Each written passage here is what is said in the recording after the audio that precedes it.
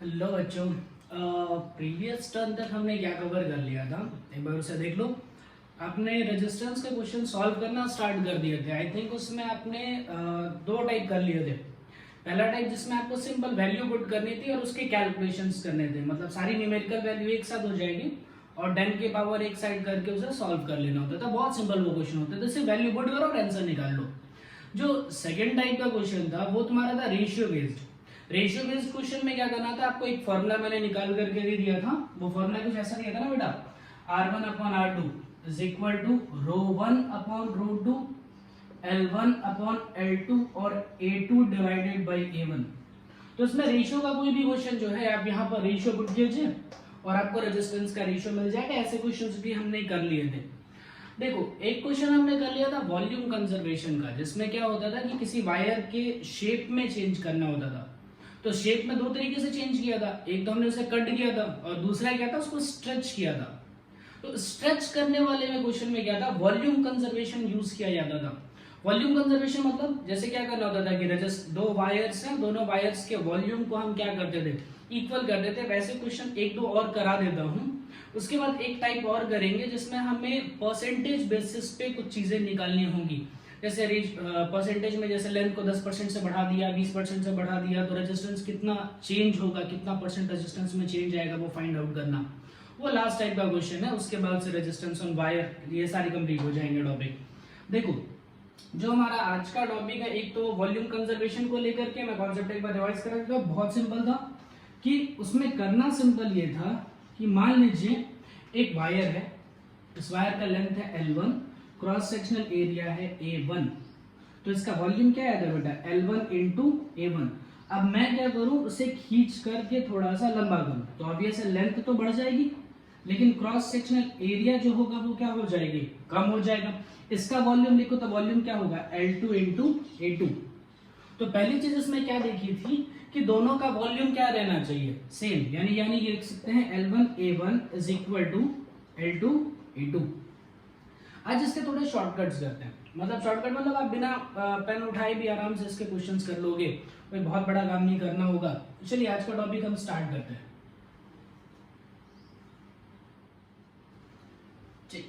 Question देखो क्या है। मान लो क्या है, a wire of resistance 20 ohm is stretched to make its length 4 times of initial value। मतलब एक वायर है जिसको खींच करके उसकी लेंथ जो है ना हमने 4 गुना बढ़ा दी, उसकी लेंथ 4 टाइम्स हमने इंक्रीज कर दिया। कह रहा है फाइंड न्यू रेजिस्टेंस। मान लो ये हमारा क्वेश्चन है, छोटा सा क्वेश्चन है, ठीक है। चलिए इसके कॉन्सेप्ट पे आते हैं। कॉन्सेप्ट में पहला कॉन्सेप्ट हमें क्या लगाना है, वॉल्यूम कंजर्वेशन। तो वॉल्यूम कंजर्वेशन के लिए पहले एक छोटा सा डायग्राम बना लो। देखो डायग्राम कैसे बनेगा, आपको क्या करना है, पहले एक वायर लेना है बेटा, उस वायर की लेंथ लेनी है L, क्रॉस सेक्शनल एरिया लेना है मान लीजिए A1। क्या कह रहा है, इसको स्ट्रेच किया और लेंथ को 4 टाइम्स हमने इंक्रीज कर दिया। मतलब उसकी लेंथ जो है वो हमने क्या किया, 4L कर दिया। भाई लेंथ बढ़ा करके हमने कितना किया, 4L। तो क्रॉस सेक्शनल एरिया तो बदल जाएगा, क्रॉस सेक्शनल एरिया नया लेंगे A2। भाई बताया था ना बेटा, किसी वायर को खींचोगे तो वायर जो होता है पतला हो जाता है, ठीक है। उसका क्रॉस सेक्शनल एरिया क्या हो जाता है, थोड़ा डिक्रीज कर जाता है। इसमें देखो पहला काम हम क्या करने वाले हैं, वॉल्यूम कंजर्वेशन लगाने वाले हैं। चलिए वॉल्यूम लिखते हैं इसका, पहले वाले का वॉल्यूम लिखो। Volume is equal to length multiplied by area. ध्यान रहे ये चीज हमने लिखा था, सिलेंडर का वॉल्यूम है ये, इसका वॉल्यूम लिखो। Volume is equal to length की जगह कितना लिखना पड़ेगा, 4L, और एरिया की जगह कितना करना पड़ेगा, A2, ठीक। दोनों वॉल्यूम आपस में क्या होने चाहिए, इक्वल डाल दो। L into A1 is equal to 4L into A2। ये L कैंसिल आउट हो गया। A2 इज इक्वल टू क्या आया, A1 डिवाइडेड बाई 4। ध्यान से सुनना ये बात, अब बहुत इंपॉर्टेंट फैक्टर है ये। लेंथ को तुमने कितने टाइम्स बढ़ा दिया था, length has been increased by 4 times and area it is decreased by 4 times. मतलब मैं लेंथ को जिस फैक्टर से इंक्रीज करूंगा एरिया उसी फैक्टर से डिक्रीज कर जाएगी। ध्यान से सुनिएगा इन चीजों को। लेंथ को जिस फैक्टर से इंक्रीज करोगे एरिया उसी फैक्टर से डिक्रीज कर जाएगी। ऐसे लिख दे रहा हूं मैं मैसेज के फॉर्म में, ठीक है, लिख दिया वो देख लेना। लेंथ को जिस फैक्टर से इंक्रीज करोगे, ये याद रखना है आपको, ये बहुत अच्छा सा शॉर्टकट ट्रिक है। लेंथ को जिस फैक्टर से इंक्रीज करोगे एरिया उसी फैक्टर से डिक्रीज कर जाएगी। देखो मैंने लेंथ को कितने से बढ़ाया था, 4 से, तो एरिया देखो 4 से कम हो गई। अब मैं आपसे क्वेश्चन में ये चेंज कर दूं कि length is increase by 3 times, तो यहाँ 3L हो जाएगा, तो एरिया कितनी हो जाएगी A/3, ठीक है। लेंथ को जिस फैक्टर से इंक्रीज कर रहे हैं एरिया उसी फैक्टर से डिक्रीज हो जाएगा। इस चीज को नोट कीजिए, उसके बाद इस क्वेश्चन को हम आगे सॉल्व करते हैं। चल, इतना करने के बाद क्या करना है? इतना करने के बाद आपको इसमें 2 केस बनाने हैं। जब कभी ऐसा है ना बेटा, न्यू रेजिस्टेंस ओल्ड रेजिस्टेंस ऐसा कुछ डिस्कशन है, तो हमेशा 2 केस बनाया करो। एक केस बनाया करो इनिशियल का और दूसरा केस बनाया करो फाइनल का। हमने ग्रेविटेशन चैप्टर में ऐसे क्वेश्चंस किए हैं 9th में, इस तरह के क्वेश्चंस ग्रेविटेशन में हमने किए थे। देख लो एक बार इसको कैसे करना है। क्या वायर को खींचने से रेजिस्टिविटी पे कोई फर्क पड़ेगा? नहीं, मटेरियल तो वही रहने वाला है भाई। अगर एल्यूमिनियम को खींचेंगे तो सोना थोड़ी बन जाएगा, वो तो वही रहने वाला है। यानी रेजिस्टिविटी इनिशियल चाहे फाइनल की क्या रहेगी, सेम। पहले की लेंथ ले रहा हूं L, तो बाद वाली लेंथ कितनी हो जाएगी 4L, 4 टाइम्स इंक्रीज हुआ। अब बताया बेटा, जहां पर भी ये वर्ड दिखे ना स्ट्रेच्ड, उसमें ये चीज लगानी है। लेंथ जिस फैक्टर से इंक्रीज हुआ है एरिया उसी फैक्टर से डिक्रीज कर जाएगी। लेंथ जिस फैक्टर से इंक्रीज हुआ है एरिया उसी फैक्टर से डिक्रीज करेगी। अब यहां से रेजिस्टेंस इनिशियल लिखो, तो रेजिस्टेंस इज इक्वल टू क्या हो जाएगा, रो L divided by A। Resistance final लिखो जरा, क्या लिखोगे, रो L की जगह क्या डाल दोगे 4L डिवाइडेड बाई एरिया, तो एरिया की जगह डालना है ना A/4, 4 कहां चला जाएगा ऊपर, यानी कितना आ गया 16 रो L/A। अच्छा जरा बताना आर इनिशियल की वैल्यू, यानी पहले वाले रेजिस्टेंस की वैल्यू कितनी थी 20, तो यानी रो L/A की वैल्यू कितनी है 20, यहाँ डाल दो, कितना आ जाएगा 16 मल्टीप्लाइड बाई 20, तो 16 इंटू 2 कितना हो गया 320 ओम। ये हो गया रेजिस्टेंस फाइनल, ठीक। अब चलो ऐसे ही क्वेश्चन उठाते हैं, बिना पेन उठाए सॉल्व करने की कोशिश करते हैं।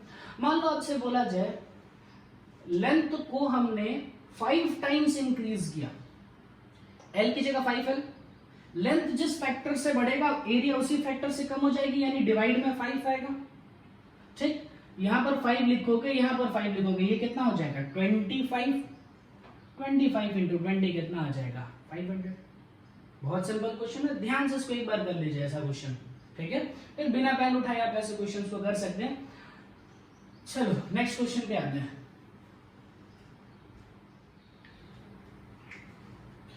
ठीक है, चलो एक लास्ट टाइप करते हैं, आई थिंक ये 4th टाइप होगा। पहला हमने कौन सा किया था जिसमें सिर्फ डायरेक्ट वैल्यूज पुट कर दी थी, दूसरा कौन सा किया था रेशियो बेस्ड, तीसरा कौन सा किया था जिसमें वायर्स में चेंजेस होते हैं, और चेंजेस में कितना टाइप है 2, एक कौन सा वायर को कट करने वाला, दूसरा क्वेश्चन हमने किया था जिसमें वायर को मेल्ट किया जाए, स्ट्रेच किया जाए, ठीक है। चलिए टाइप 4 करते हैं। ये इसका एग्जाम्पलर में क्वेश्चन आपको मिल जाएगा, एनसीईआरटी एग्जाम्पलर में इसका क्वेश्चन है। ये है बेस्ड ऑन परसेंटेज चेंज, ध्यान से सुनिएगा। परसेंटेज बेसिस पे भी न्यूमेरिकल्स आपसे पूछे जाते हैं, किस तरह के हैं ये देखो। इसमें क्या करना पड़ता है, जैसे आपसे ये बोला जाएगा कि लेंथ को हमने 20% से 50% से 80% से 100% से बढ़ा दिया, तो बताओ रेजिस्टेंस में कितने परसेंट का चेंज आएगा। ध्यान से सुनना। इसके लिए पहले थोड़ा सा बेसिक मैं आपको रिवाइज करा देता हूँ। बेसिक फॉर्मूला आपको ध्यान होना चाहिए। परसेंटेज चेंज का फॉर्मूला होता है बेटा, परसेंटेज चेंज का फॉर्मूला होता है change divided by initial value multiplied by 100। जैसे आप अपने मार्क्स का परसेंटेज निकालते हो ना, यहाँ पे क्या लिखते हो, तुमने कितना मार्क्स पाए डिवाइडेड बाय टोटल मार्क्स कितने थे मल्टीप्लाइड बाय 100, ऐसे परसेंटेज निकालते हो। इसमें भी वैसे ही काम करना है। चेंज का मतलब होता है बेटा फाइनल माइनस इनिशियल। तो आपका फॉर्मूला ऐसा बनेगा, देखो, final value minus initial value divided by initial value multiplied by 100। बहुत अच्छे से ये फॉर्मूला याद कर लेना है आपको, इसके बिना आप क्वेश्चन सॉल्व नहीं कर पाएंगे। ठीक है, तो चलो क्वेश्चन देखते हैं क्या है इसमें। क्वेश्चन ऐसा है बेटा, length of a wire is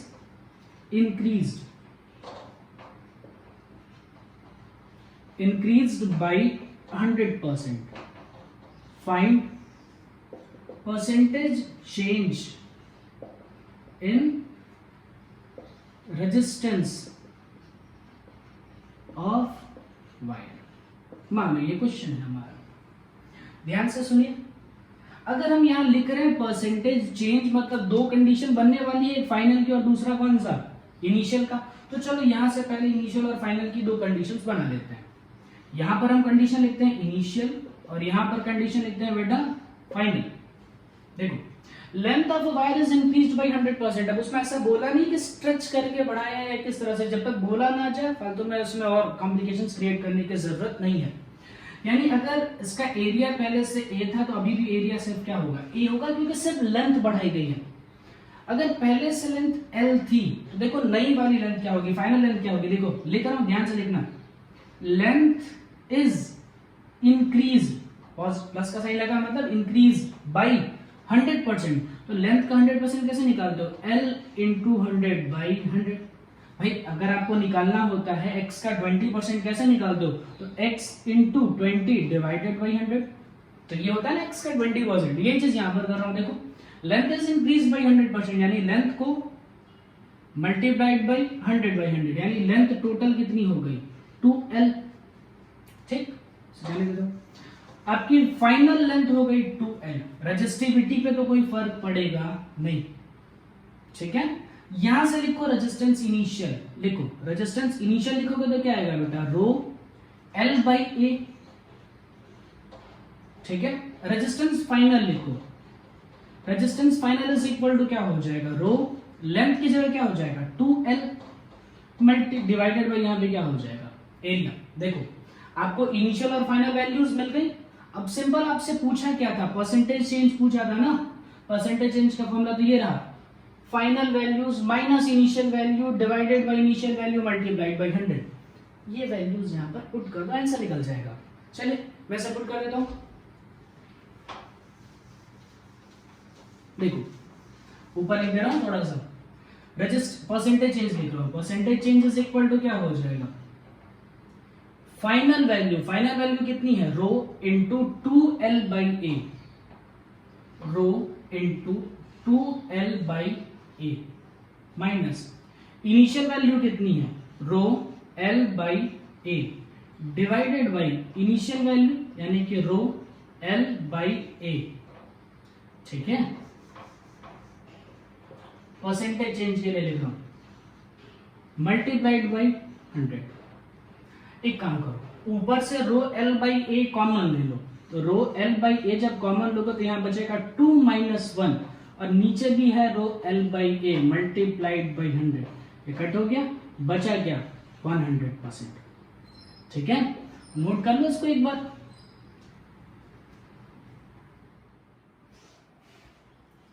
ठीक है, चलो देखो इन दो क्वेश्चंस की प्रैक्टिस हमने कर ली। एक क्वेश्चन और मैं बता रहा हूं जिसमें दो कॉन्सेप्ट्स को मिक्स करके क्वेश्चन पूछा जा सकता है। जैसे एक क्वेश्चन आपसे करने के लिए कह रहा हूं, एक क्वेश्चन ये पॉज करके एक बार ट्राई करना। ठीक है, तो क्वेश्चन ये है कि मान लो ऐसा कह रहा है, length of a wire is increased by 50%. Length of a wire is increased by 50% by stretching. ध्यान से समझना इस क्वेश्चन को, इसमें बहुत अच्छा कॉन्सेप्ट आएगा. Find percentage change in the resistance of wire. मान लो ये हमारा क्वेश्चन है. एक बार वीडियो पॉज करके एक बार से ट्राई करो, हम इसका सोल्यूशन देखते हैं. ठीक है, एक बार वीडियो पॉज करो, इसे ट्राई करो. आई थिंक कर लिया होगा. देखो इसमें भी ऐसे ही ना बेटा, length of wire is increased by 50% by stretching. Process को ध्यान से देखना. स्ट्रेच किया, खींचा है, मतलब इस बार आप एरिया को सेम नहीं रख सकते. याद करो पिछले वाले क्वेश्चन में क्या था, एरिया हमने क्या रखा था, सेम. लेकिन इस क्वेश्चन में आप एरिया को सेम नहीं रख सकते क्योंकि प्रोसेस कौन सा है, स्ट्रेचिंग. अब चलो इसको हम सॉल्व करने की कोशिश करते हैं. देखो दो केस बना लेता हूं. एक केस बना लेता हूं इनिशियल का और एक केस बना लेता हूं फाइनल का. खींचने से रेजिस्टिविटी तो बदलेगी नहीं, नेचर ऑफ मटेरियल है वो दोनों हमने रख दिया सेम.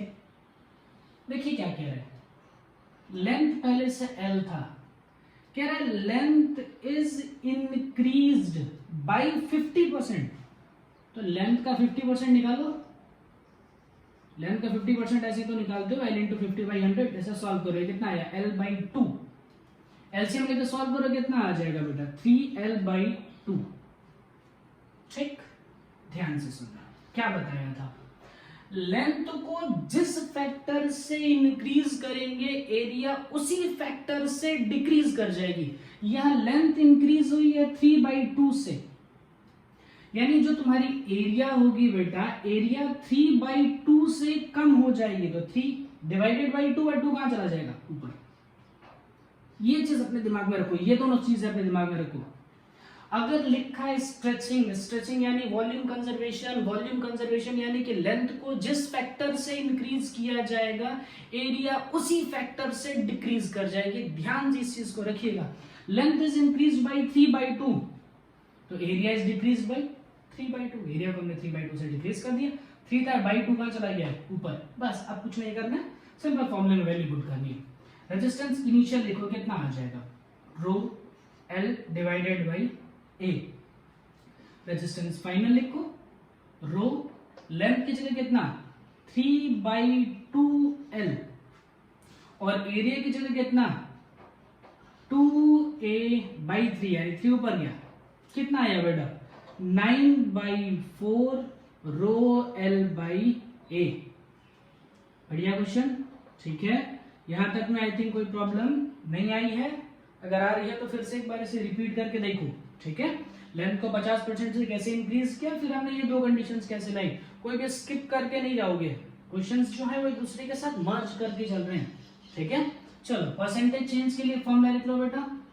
परसेंटेज चेंज के लिए क्या लिखा था, change upon initial value multiplied by 100. और चेंज को कैसा लिखा था, final minus initial divided by initial multiplied by 100. याद रखना है ये फॉर्मूला. चलिए फाइनल वैल्यू लिखो, कितना आ जाएगा बेटा. एक काम करता हूं, रो L/A को कुछ मान लेता हूं K. रो L/A को कुछ मान लेता हूं K. तो आपका कैलकुलेशन थोड़ा सिंपल हो जाएगा. यहाँ कितना आएगा 9/4K और ये कितना रहेगा K. चलो 9/4K minus K divided by K multiplied by 100. K common लेके कैंसिल करो, ऊपर कितना बचेगा बेटा, ऊपर बचेगा 9/4 माइनस 1 मल्टीप्लाइड बाई 100. ऐसा सॉल्व करो, ये कितना आ जाएगा 5/4. तो 5/4 मल्टीप्लाइड बाई 100, ये 20. ठीक है, कितना आ जाएगा 100. ठीक है, ये 25 हो जाएगा ना, सॉरी 25 इंटू 5 कितना हो जाएगा 125%. ठीक, बहुत इजी क्वेश्चन. ऐसे क्वेश्चंस आपको डिस्क्रिप्शन में और मिल जाएंगे, कुछ क्वेश्चंस मिल जाएंगे. तो वीडियो को देखने के बाद डिस्क्रिप्शन में जो क्वेश्चंस हैं उनको सॉल्व करिए. सॉल्व करके नीचे कमेंट बॉक्स में उसके आंसर्स डालिए. और जो आपको क्वेश्चंस नहीं आ रहे होंगे वो डाउट्स में डाल देना. तो हम जो नेक्स्ट वीडियो लेक्चर बनाएंगे उनमें उन डाउट्स को हम कवर कर लेंगे. तो जो डाउट्स आ रहे हैं नीचे डिस्क्रिप्शन बॉक्स में, ये कमेंट में आप डाल दीजिए, आपको होमवर्क डिस्क्रिप्शन बॉक्स में मिल जाएगा। हम नेक्स्ट टॉपिक पे चलते हैं आज के लिए।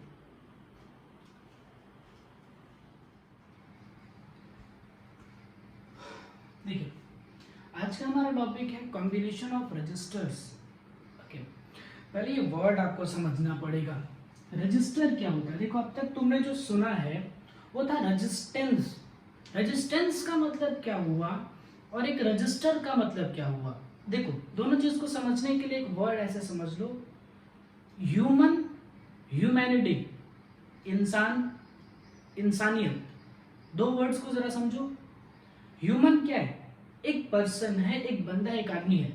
ह्यूमैनिटी क्या है, ह्यूमैनिटी का मतलब है उस आदमी की एक प्रॉपर्टी।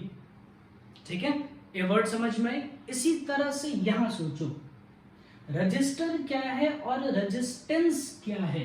ध्यान से सुनना,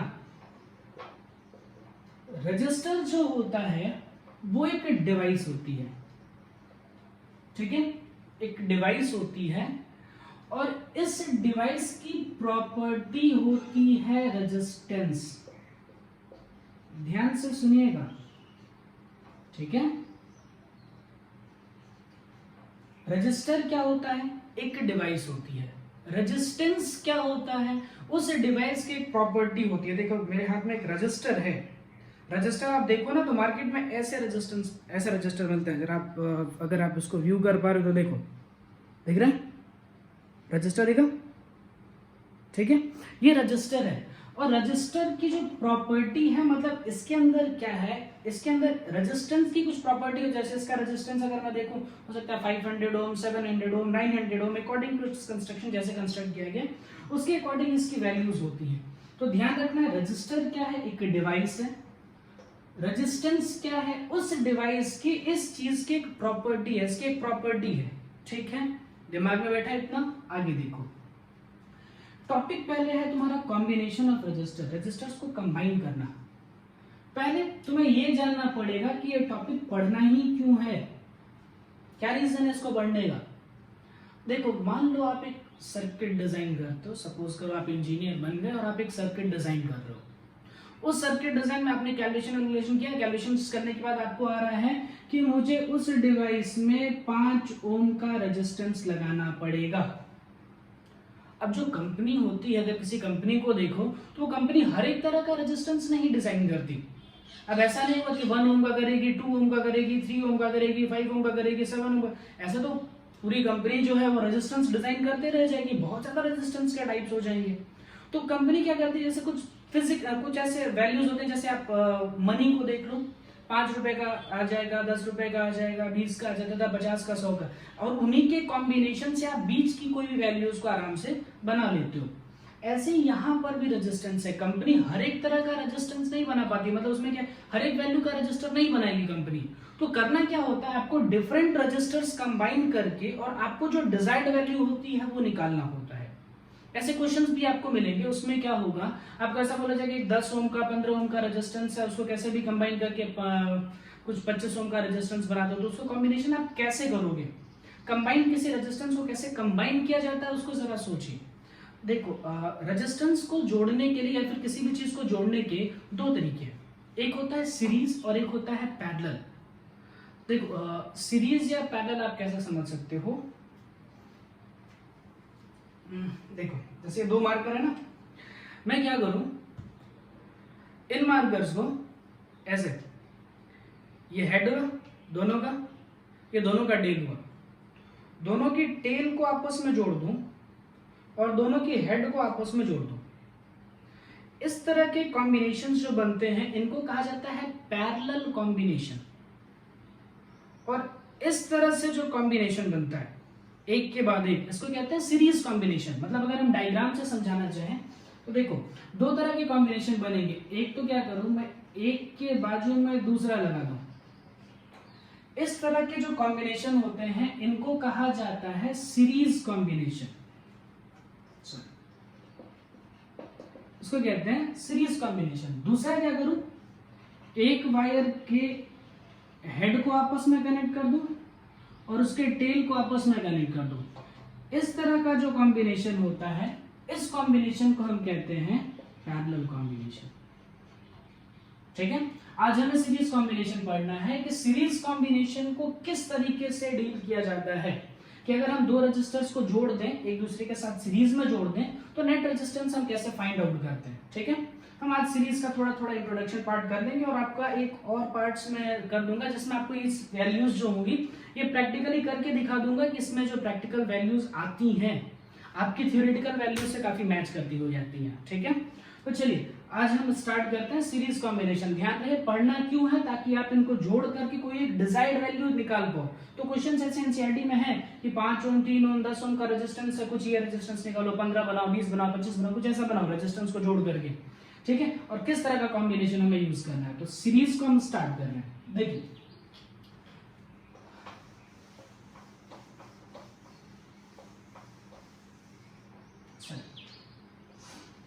कैसे सीरीज कॉम्बिनेशन कर रहे हैं बेटा, एक रजिस्टर ऐसा, एक रजिस्टर ऐसे।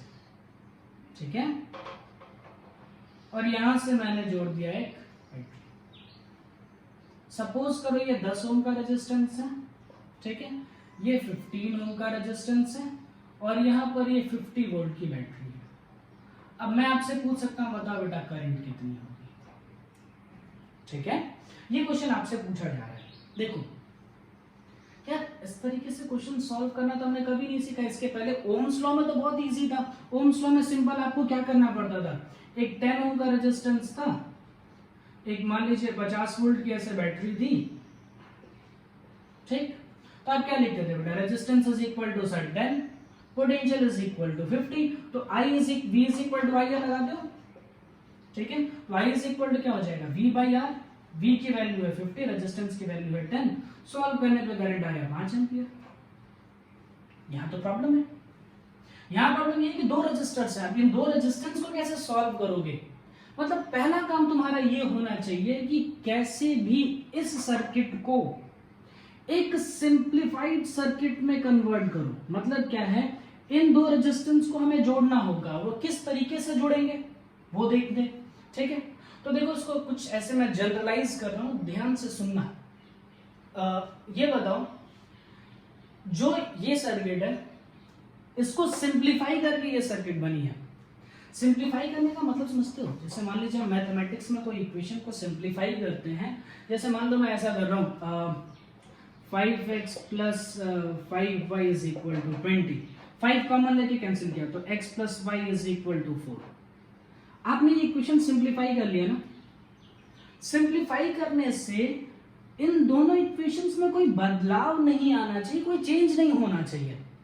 ये दोनों इक्वेशंस जो होने चाहिए वो कैसे होने चाहिए, एक जैसे होने चाहिए, कोई इसमें चेंजेस नहीं आना चाहिए। मतलब क्या हुआ इसका, अगर मैं कह रहा हूं कि यही वाले सर्किट इसमें कन्वर्ट की गई है, ये वाली सर्किट इसमें कन्वर्ट की गई, मतलब कोई बदलाव नहीं होना चाहिए। यहां पर अगर 50 वोल्ट है तो यहां पर भी कितना बनना चाहिए, 50 वोल्ट ही बनना चाहिए। और यहां पर अगर करंट आई है तो यहां पर भी करंट कितनी होनी चाहिए, आई। ध्यान से सुनना, ये एक कॉम्प्लिकेटेड सर्किट थी।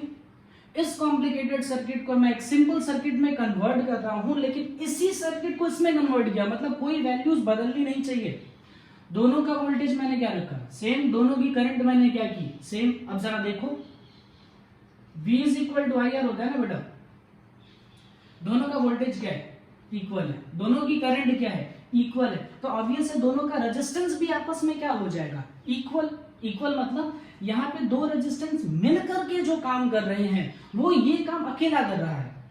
इसको सोचो, हमने दोनों की वोल्टेज को सेम रखा, दोनों की करंट को सेम रखा, तो ये दो रेजिस्टेंस मिलकर के जो काम कर रहे हैं ये रेजिस्टेंस वो अकेला काम करेगा, इसलिए इसको लिखा जाता है R इक्विवेलेंट। इक्विवेलेंट मतलब इन दोनों का कॉम्बिनेशन। अब जैसे इसको जनरलाइज कर रहा हूं, जनरलाइज करने का मतलब मान लो यहाँ का वोल्टेज V तो यहाँ का वोल्टेज भी V, ये वाला रेजिस्टेंस मान लो R1 और ये वाला रेजिस्टेंस मान लो R2।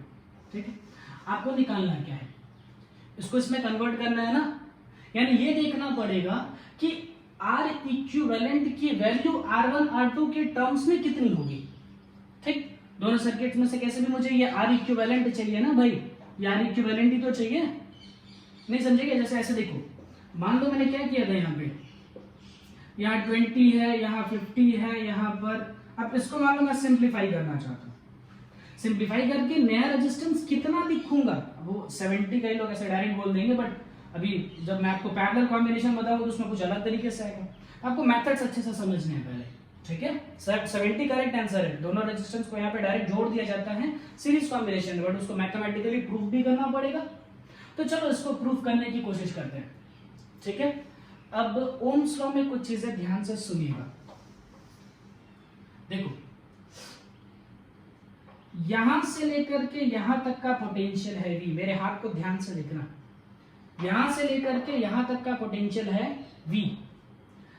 जब ये करंट किसी रेजिस्टेंस से पास करेगी तो यहां पर एक पोटेंशियल डेवलप होगा V1, यहां पर डेवलप होगा V2। ओम्स लॉ ध्यान से सुनना, कैसे लगा रहा हूं। ओम्स लॉ जो लगा रहे हैं ओनली फॉर वन रजिस्टर, सिर्फ एक रजिस्टर में लगाया जाता है, ठीक है। देखो, यहां पर ओम्स लॉ लगा सकते हो, यहां पर भी ओम्स लॉ लगा सकते हो, लेकिन यहां पर लगाने के लिए, जैसे इसमें मान लो मैं R1 की बात कर रहा हूं, R1 के लिए बात करूं तो ओम्स लॉ जब लगाओगे तो ये नहीं लिखोगे V is equal to I into R1, नहीं लिखोगे, ऐसा नहीं करना है। ध्यान से सुनना बेटा, कैसे याद रखना है, जो रेजिस्टेंस उसके क्रॉस वोल्टेज और उसमें फ्लो करने वाली करंट, जो रेजिस्टेंस लोगे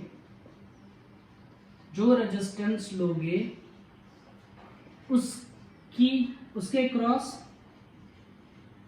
पोटेंशियल एंड उसमें फ्लो करने वाली करंट। ध्यान से सुनना, यही लिखना है आपको।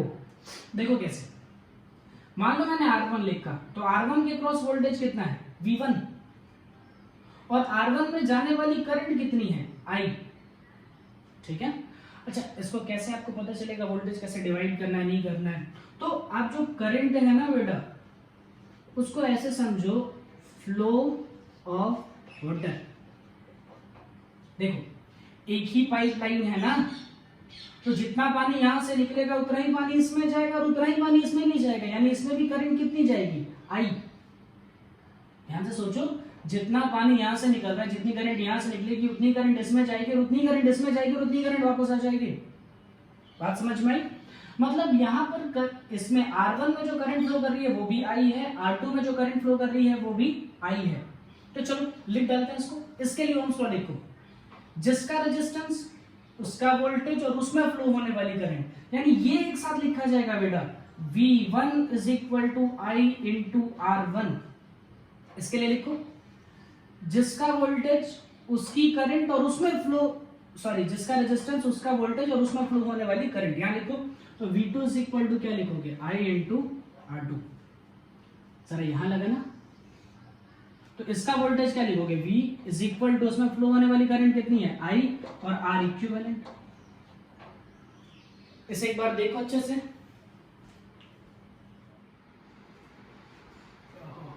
चलिए इसे नोट कर लिया बेटा, बहुत ठंडा है, अभी भीग जा रहा हूँ ठंडी से। तुम लोग पढ़ते रहो अच्छे से। अच्छा, ध्यान रखा हमने ये चीजों का। अब देखिए क्या करना क्या है। यहाँ का वोल्टेज कितना था बेटा, V।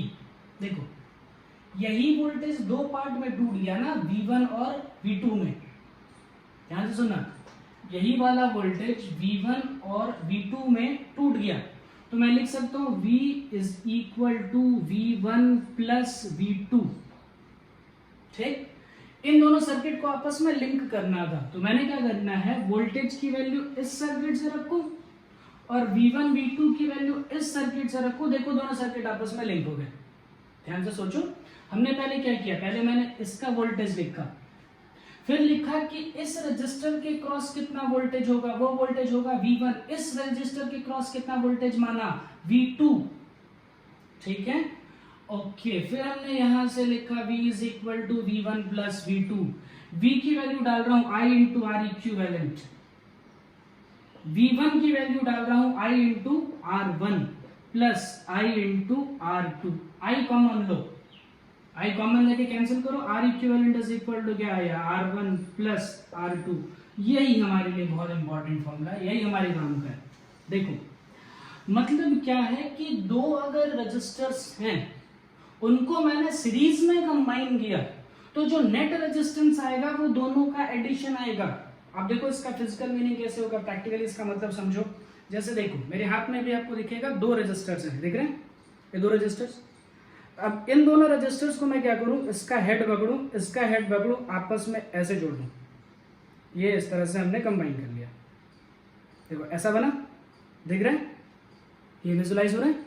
अब देखो क्या हुआ, ये वाला रेजिस्टेंस और ये वाला रेजिस्टेंस कौन से कनेक्शन में है, देखो एक के बाद एक रेजिस्टेंस है, मतलब कॉम्बिनेशन कैसा हुआ, सीरीज कॉम्बिनेशन में। मान लो ये 10 का है, ये 20 का है, तो ओवरऑल ये रेजिस्टेंस कितने का हो गया, 30 का। 10 और 20 टोटल कितना हो गया, 30 का। देखो 10 एंड 20 जोड़ो कितना आएगा, 30।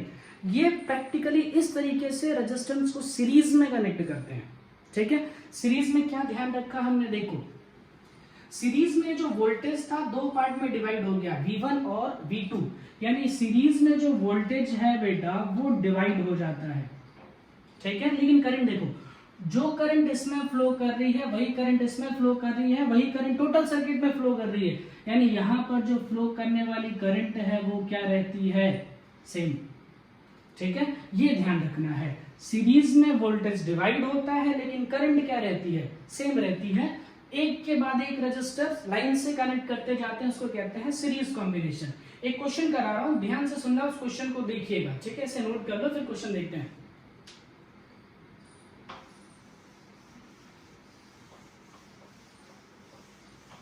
चल क्वेश्चन कैसे करते हैं, मान लो मैं ऐसा बोल रहा हूं कि ये एक 5 ओम का रेजिस्टेंस है और इसके साथ मैंने यहां पर एक 15 ओम का रेजिस्टेंस जोड़ा, यहां पर एक बैटरी जोड़ी, ये जोड़ दी मान लीजिए 40 वोल्ट, ठीक।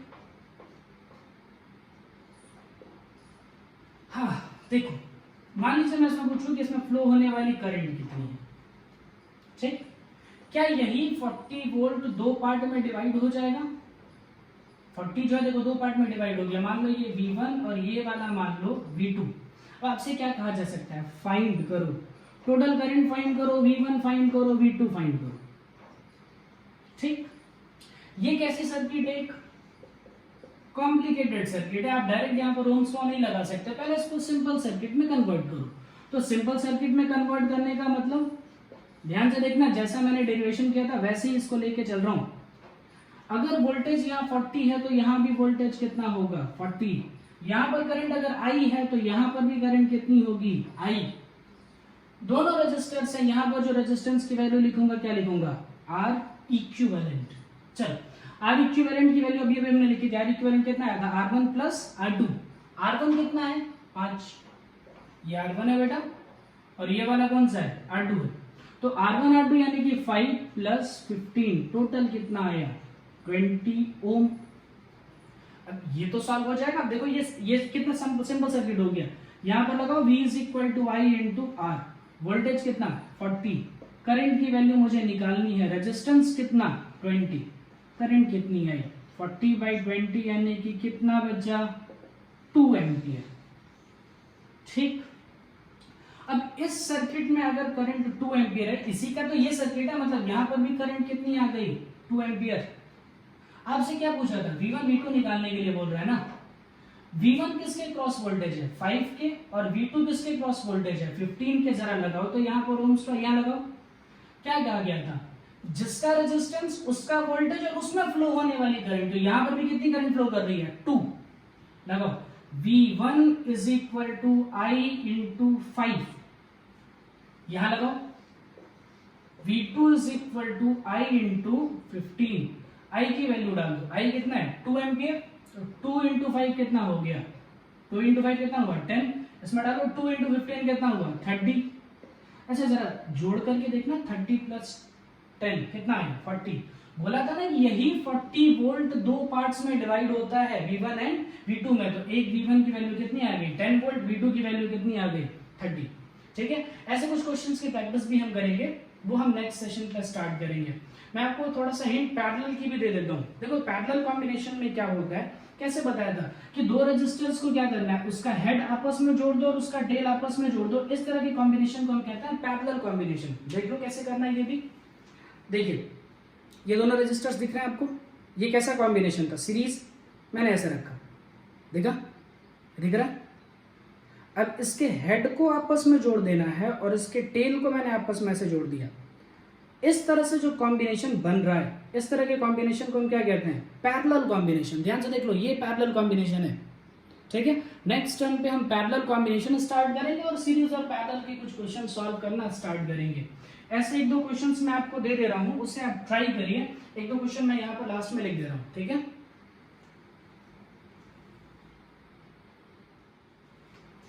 देखो मान लो यहाँ पर 3 रेजिस्टेंस है, ठीक है। सपोज करो 3 ओम, 7 ओम, 10 ओम और वोल्टेज मान लीजिए कुछ यहाँ पर 40 वोल्ट, ठीक। इसमें फ्लो होने वाली करंट को फाइंड करना है।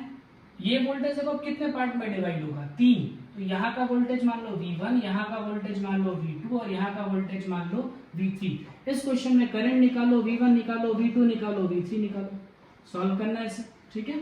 एक और ऐसा क्वेश्चन ले लो, जैसे मान लो इस तरीके से बोलो, ये 5 ओम, 7 ओम, 9 ओम और इसमें फ्लो होने वाली करंट मान लो 2 एम्पियर, ठीक है। तो यहां से V1 निकालो, V2 निकालो, V3 निकालो, V1, V2, V3 find out करो, ठीक। एक और देख लो, चल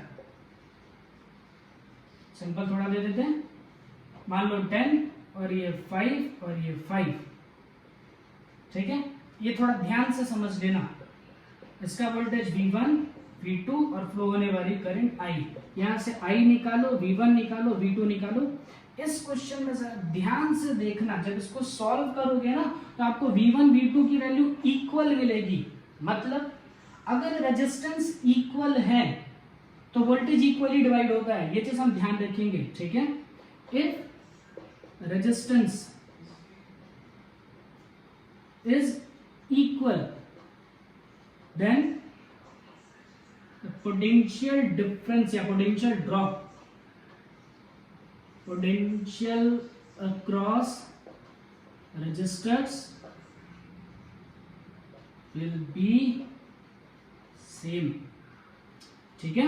आज का लेक्चर यहीं पे कंप्लीट करते हैं। थोड़ी पढ़ाई लिखाई करो, इसमें है गर्मी, ठीक, टेक डालो ऐसा।